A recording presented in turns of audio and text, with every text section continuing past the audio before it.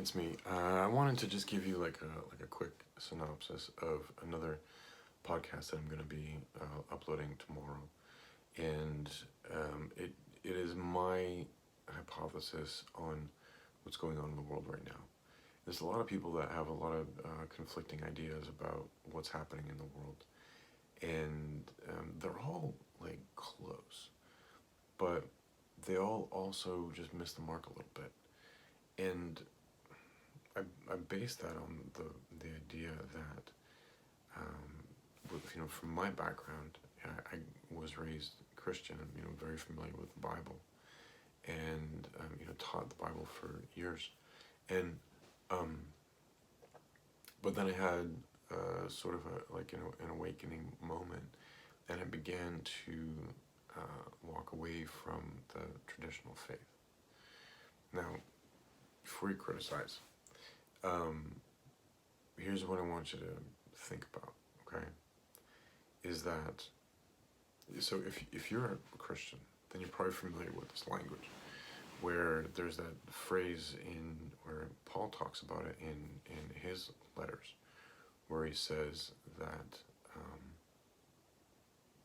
he came originally and gave them milk, but now it's time for them to eat meat, and that's a the concept that, milk is for babies and meat is for strong men, right?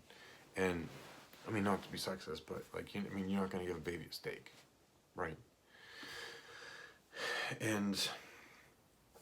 But what you can do, though, is you can take that same concept and you can extrapolate it out. And what I mean by that is, when you are a brand new Christian, when you're brand new in the faith, you're sort of you're a baby. You're a baby. You've only just learned some new things. You've only just started your spiritual walk. Okay. And when you look at the way that a child develops, right? They start out as an infant, right? And they can do nothing on their own. And they can, eventually they can roll over, and, they can be confined to a playpen, and they're reasonably happy because that's all that they can kind of grab and understand anyway. But then they start to walk and they want to explore a little bit more. And you can set up your house so that they can walk within the house and explore and be safe. And then maybe they get a little bit older, and maybe they want to go outside. And maybe you'll have a safe area for them to play in the backyard, or maybe you'll have a fenced yard where they can play in the backyard, or you'll take them to the playground and you'll keep them very closely supervised. But then they get a little bit older and they want to maybe get out of the backyard, and eventually they'll learn how to ride a bike, say, and they'll be able to ride up and down the street because they've learned about traffic, they've learned about these sorts of things, and they're maturing. And eventually, hopefully, they'll be able to maybe walk to school on their own, or do those sorts of things, and eventually they'll get a driver's license and they'll be able to leave, or they'll be able to get on public transportation all by themselves and go someplace with some friends, but then eventually, if they're healthy, if they're developing correctly, and if you're doing a good job as a parent, then the child will eventually become autonomous. And if you've done a good job, then they'll want to come home and visit, And I don't want to say we, but Christians forget that that's how things are supposed to go. And because a lot of those processes of developing as a spiritual person can be painful, and they can be dangerous. And there are people in the church who become like mother hens, or they just become overprotective, and they don't want anybody. They don't want the child to go and learn how to ride a bicycle on the street because they might fall and hurt themselves, right? And so they become overprotective. So sadly, the overwhelming majority of Christians never leave the backyard. They never leave the house. many of them never stop nursing. And that's a tragedy, because the intention is for you to be able to like leave the house, go to college, start a family, you know, become an adult Christian.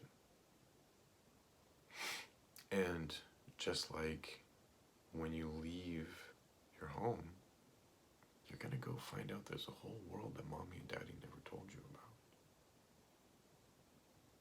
Yeah. And when you leave, you know, the Christian faith, there's a whole world that they didn't tell you about. And they didn't tell you about it for a reason. You know, they were trying to protect you, they were trying to put up guardrails. You know, they weren't being diabolical. Maybe they just didn't know. You know, I know a lot of pastors who, like, metaphorically are, you know, still riding their tricycle in the backyard. They're really, really good at riding tricycles in the backyard. You know, that's all they'll ever do. And, you know, God bless them.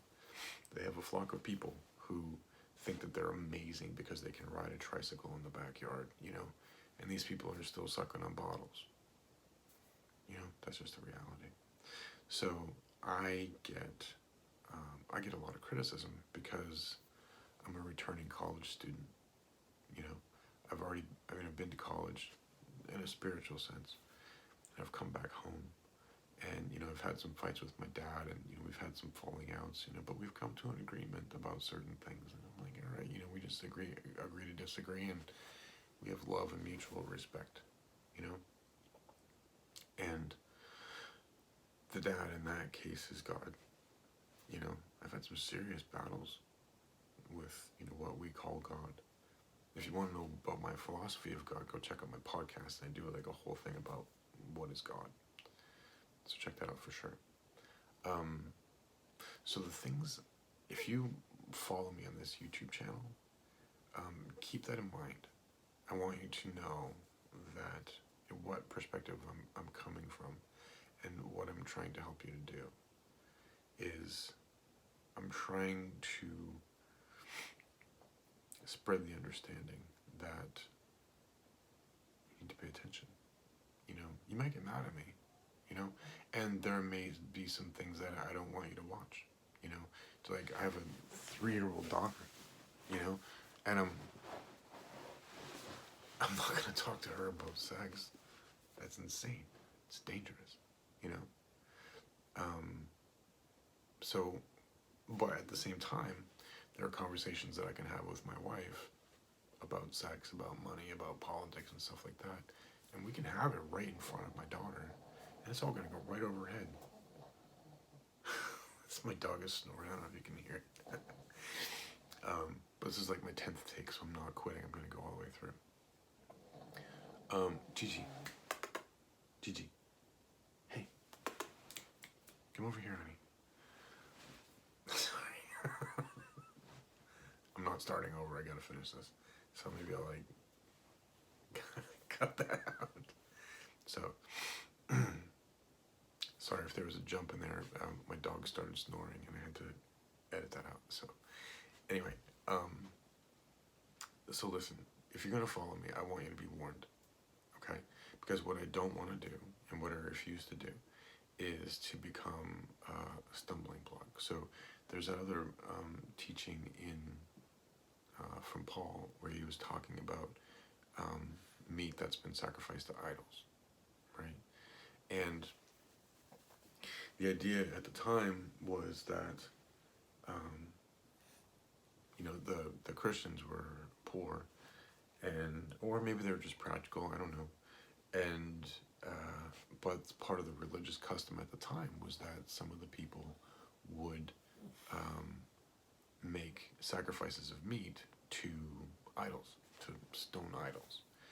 And it was a belief that those idols represented demons. So in the early church, the Christians believed that that meat had been sacrificed to idols and to demons, right? But what the priests would do is, after they sacrificed that meat, is they would just, you know, they knew that the idol wasn't going to eat it, and it was still good meat, so they would just like put it outside for poor people to come and get it. And it caused some problems in the early church because some Christians would go and get that meat because it was free meat that they could bring home and cook it up and eat it. But then other people in the church said, oh, that's been sacrificed to demons and it's been sacrificed to idols and stuff like that. And it would just start conflict, you know? And what Paul was saying was that, look, it's irrelevant. It's irrelevant. You know, it's meat. You eat the meat, don't eat the meat. It doesn't really make that much of a difference. But his caution was to say, if by eating the meat that was sacrificed to the idols is kind of cause your brother, your spiritual brother or sister to stumble in their faith, then maybe just don't do it. Or maybe don't talk about it, you know?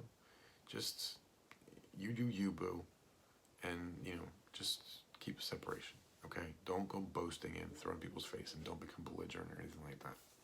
So, and I take that very, very seriously, okay? Because I've walked away from faith, and I've been through that dark night of the soul, and I wouldn't wish that on anybody, and I certainly don't wish it on you. So, please know that I'm coming back to these teachings sort of as like an older brother who wants you to stop riding your tricycle in the backyard. I want you to get off of the bottle. You know, I want you to stop eating oatmeal and sugary cereals and things like that. I want you to grow up. It's time to grow up, you know. We've got some serious things going on in the world right now. And we need serious Christians. We need serious people. We need people who are spiritually alive and awake and paying attention. And we can't have babies anymore. Can't do it. Can't afford that anymore. And I feel as if I have a responsibility to use my voice to wake people up and grow people up. So if you choose to follow me, it might be painful. If you choose to follow me, it's going to get scary, you know.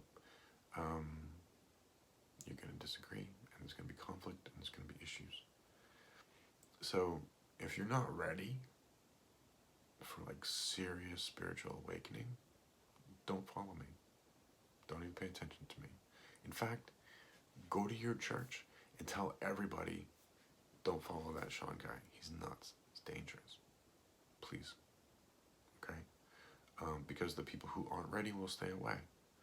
But the people who are ready will come.